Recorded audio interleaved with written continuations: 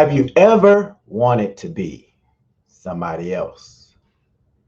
Have you ever looked at an individual and say, gosh, if only I had their life? Well, I'm sure if you're honest with yourself, you can answer with a resounding yes. Most of us can. Been there, done that, got the t shirt. There's nothing at all wrong with having role models, goal models, people that we look up to, that we emulate, that we have a desire to fashion our lives after. But I want you to understand that there's power in being similar, but not identical. Similar, not identical. Now, I'm going to use an example of two biblical characters that some of you may have heard of. One gentleman by the name of Moses, another gentleman by the name of Joshua. Now, Moses was a mighty man of God. God used him mightily to perform various miracles. His first encounter with God was a burning bush, and he had a staff or a stick that he would carry around, and he changed it into a serpent, and his serpent swallowed Pharaoh's two serpents. That's another situation. He had the Ten Commandments. But there's one particular miracle that I think is the most popular, and most people have heard of it or are familiar with the particular story, and that's the one when he parted the Red Sea. You see, Moses, again, was basically in a situation where he had delivered the people from Pharaoh's army, from Pharaoh. And so Pharaoh was in hot pursuit. And so Moses stuck his staff out over the water and spoke a few words, and the water began to dry up, and they were able to cross on dry land to freedom. And you know the rest. And Joshua was Moses's protege. He was, his sidekick. He was his mentee. So Joshua felt that whatever Moses had done or could do, that he'd be able to do the same. And I can understand why he would have such thoughts, because God even said to him, he said, as I was with Moses, so shall I be with you. I would never leave you nor forsake you. As I was with Moses, so I shall be with you. And so there was a situation where Joshua needed to move some water.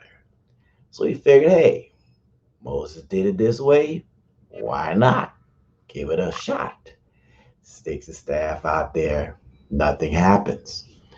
Throws the staff in the water. Again, nothing happens. And, he's in the midst of a lot of people, and he's sitting there with egg on his face because he's Moses' protege. He's learned from this young guy, but nothing's happening. But again, we're similar, but not identical. And so again, Joshua, he just gets into the water up to his knees, maybe even waist level, and then finally the water starts to rumble and the water separates. All right, so Moses and Joshua had the same results, but the process was a little bit different. We serve a God that is the same yesterday, today, and forever. But let's not forget that oftentimes his methods or his ways can, and they do, change. Similar, but not identical. So what we have to do is we have to trust the process. Trust the process. And it may not look like what you think it's supposed to look like. But nobody likes the process because it takes time. And the process is an accumulation of boring days. It's practice. And in the words of Allen Iverson, practice? We talking about practice? Yeah, we're talking about practice. As a youth sports coach, I tell my athletes all the time that the way you practice is the way you're going to play. Not too many of us have the ability to turn it on or off like a light switch. So you have to trust the process. And, we're similar, but we're not identical. You may have someone that you patterned your life after, and they may have done it a certain way. And, you know, your process may be similar, but it's not going to be identical. But there's one thing that's the same, and that's work, and that's time. Because see, the only place where success comes before work is in the dictionary. So you got to be willing to work, and you have to trust the process. I've been a professional speaker now for about 3 years, and I have quarterly enrichment seminars called Time to Shine. And I remember my very first Time to Shine event. It was hosted at Kaiser University, the Pembroke Pines location, and I had a whopping 7 people in attendance. I know it wasn't 10. I know I didn't reach double digits. It was like 7 or 8 people, and 3 of them were my family. Is my wife and my 2 kids. Now I could have got discouraged and disappointed and upset and not want to do another event, but I had another one the next quarter, and the numbers increased 25, 30 some folks. The third one I had about 50. So now today I average about 50 to 100 at each of my Time to Shine events. But again, I had to trust the process, and I couldn't compare my process or my enrichment seminars to other individuals that have been doing it for 10, 15, 20 years. Because again, I'm not where they are, and they aren't where I am. Okay. Now, some of you may be saying or thinking that it's not happening fast enough, and I get it. We live in a microwave society where we want things quick right now. You got quick grits, you got instant rice. But, most things do take time. Anything of value, I should say, does take some time. And you cannot compare, or you should not compare someone else's chapter 20 to your chapter number 3, or your, table of contents. You haven't even started a chapter yet. Similar, but not identical. And for some of you, the reason that it might be taking a while is because you're being a fraud. You're not being yourself. What do you mean by that, Anthony? Well, don't be a copy. Be you. Be yourself. Be authentic. You see, you are free to be your authentic self. Authenticity has and always will be the highest form of beauty. No one should ever deny you of such freedom. It is the highest vibration of truth. It's you. So stop trying to be somebody else, because the promise is the promise. It's not a duplicate copy. Be original, be authentic. I am the first founding member of the Les Brown Maximum Achievement Team. Now, Les Brown is amazing. He's one of the godfathers of motivation.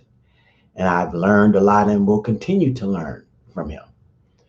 But he's not me and I'm not him. And, yes, there are some times where I emulate and, inflect my voice a certain way, but it's in my style. It's the way I do things. It's using my swag. So don't be a copy. Be you.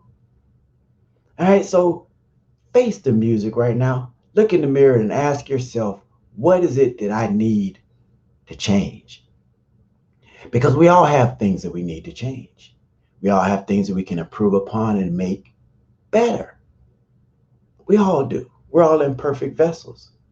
I'm 50 years young, 51 years young. And, as I grow older and wiser, I understand that I have to deal with my tiny perfections in the very flawed individual that I am. And what that basically is saying is that I always have room to grow. And so it is with you. And when it comes down to change, I'm reminded of something that James Baldwin once said. He said, not everything that is faced can be changed, but nothing can be changed until it is faced. It's actually one of my favorite quotes. But there's a second part of that quote that many people forget. And, James Baldwin said, he said, people can cry much easier, then they can change. And what that tells me is that change isn't easy. Change is work. Change is a process, but change is very necessary. Change is one of the constants in life. So don't be afraid to change. Don't be afraid to grow, but you just can't give up. Stay encouraged. Be encouraged. All right? But don't give up.